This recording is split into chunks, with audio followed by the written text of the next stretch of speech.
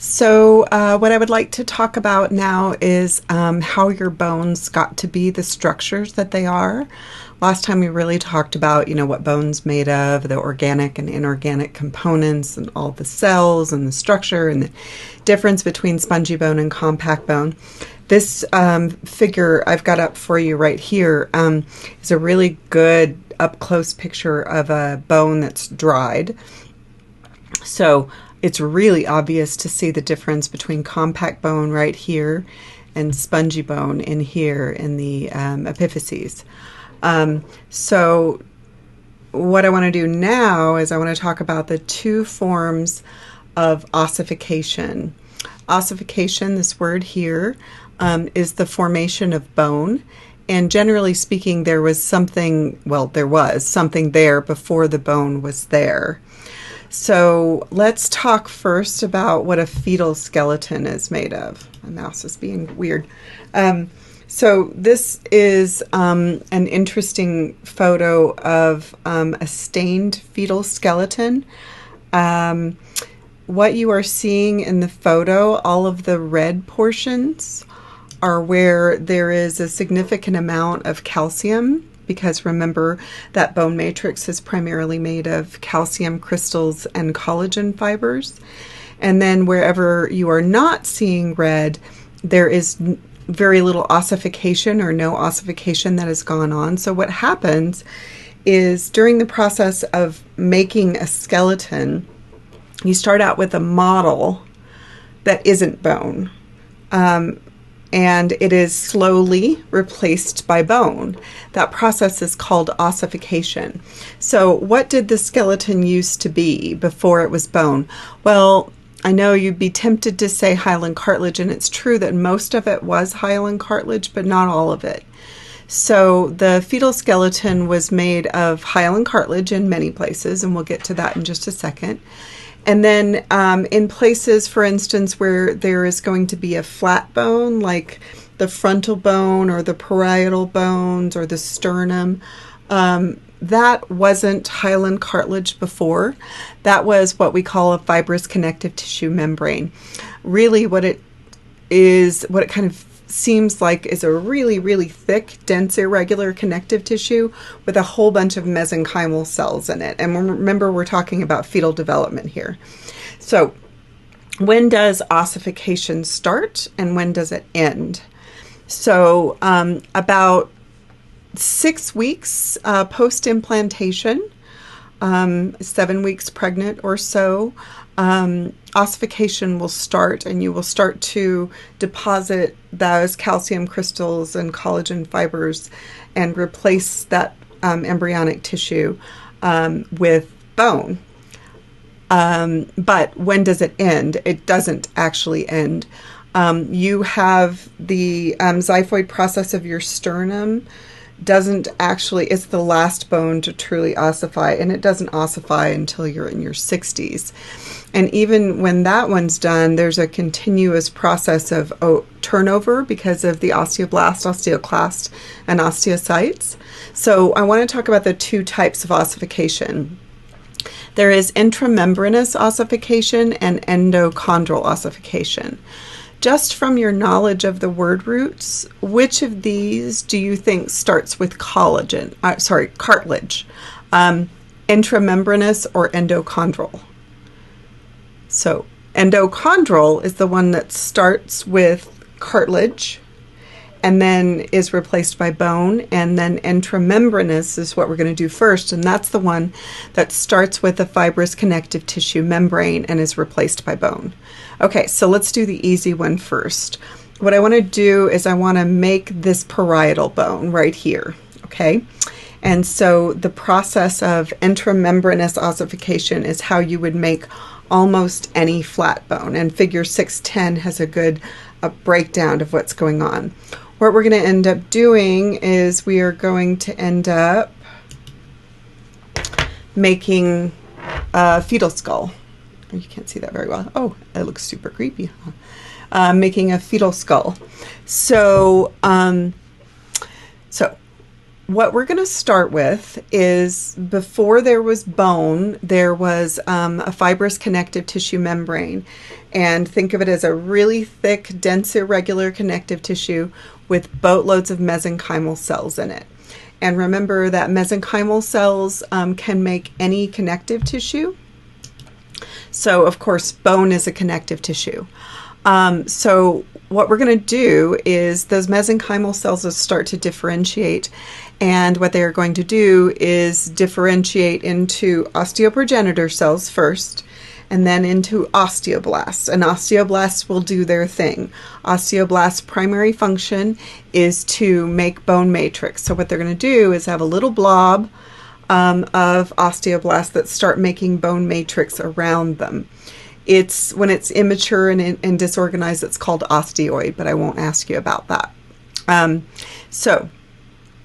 Osteoblasts are going to make bone matrix, and this is, of course, assuming that the woman who is pregnant has plenty of calcium crystals and protein in her diet. That's really important. Okay, so then the calcification happens after you sort of lay down the collagen, then you pull in the calcium from the diet right here. That step is called calcification. And then I have this little blob of disorganized bone, but please note that I also have some true osteocytes that are all the way surrounded by bone matrix. Then the next step is to start to organize the blob into something that looks kind of like a trabeculum. So you start forming these thin plates of bone called trabeculae. Sometimes, by the way, they call spongy bone woven bone.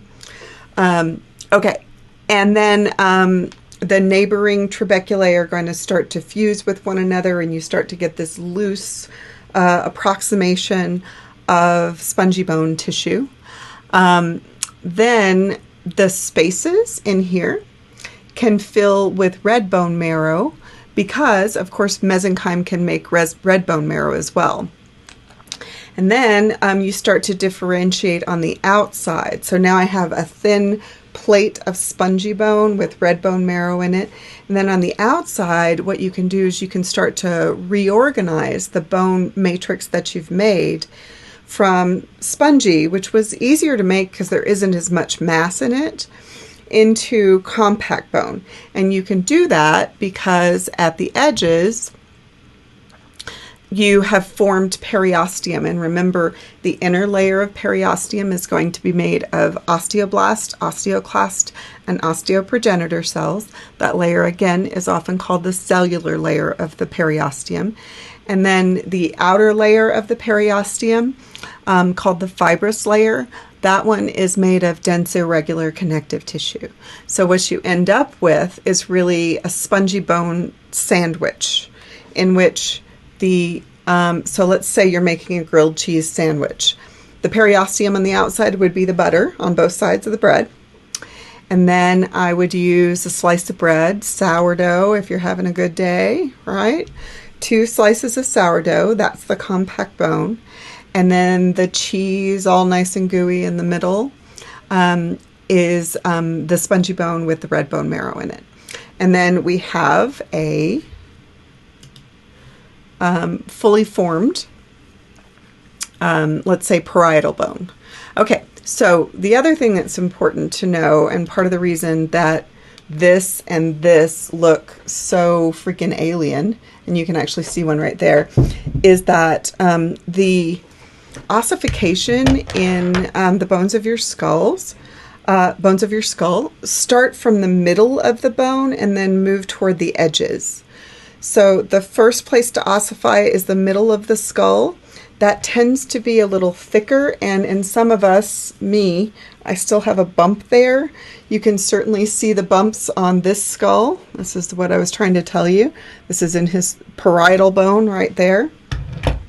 So from the bumps, you can, that is called the ossification center, and ossification will proceed from the ossification center out toward the edges. And of course, you know that when an infant is born, they are not all fused. Ossification has not completed in the skull, which is good because if it had, the skull wouldn't be able to make it through the birth canal. So the infant's head is going to grow tremendously over the first 2 years of life. So it needs to be born kind of half-baked. I don't know if you can see, you can see that fontanelle. That is one of the fontanelles. That's the same one that they're showing right here. The places where ossification has not completed and it comes together at a region are called fontanelles. You have to know all of the fontanelles for both lecture and lab. The one that you're seeing right here is the biggest one, the one that people usually have the easiest time finding. It's called the anterior or frontal fontanelle. And then the other ones are kind of named for the bones or regions they're in. There's the sphenoidal fontanelle. This one's the mastoid fontanelle because it's right next to the mastoid process. So you've got the mastoid fontanelle. This is the posterior fontanelle. The same ones you're responsible for in lab, you're responsible for in lecture. All of these fontanelles will generally fuse, and ossification is pretty complete by about the end of year 2. And then where two bones come together, but not at a big region like this, but at a line like this, that will become a suture where two bones actually come together. So you have sutures in lots and lots of bones, but you are responsible for the cranial sutures. And the cranial sutures you can see on this skull because, of course, the bones are different colors. You can see where they will happen on this skull. And you're responsible for all of the cranial sutures in both lecture and lab. One of the things that you may find interesting, and you probably already know this, an adult has about 206 bones, but you had close to 300 when you were an infant because some of these bones start out as 2 and fuse so early that the suture is pretty much invisible. So you don't have as many bones as an adult as you did as a newborn. Okay, so that is intramembranous ossification. And in the next video, I'll do endochondral ossification, which is a little bit more complicated.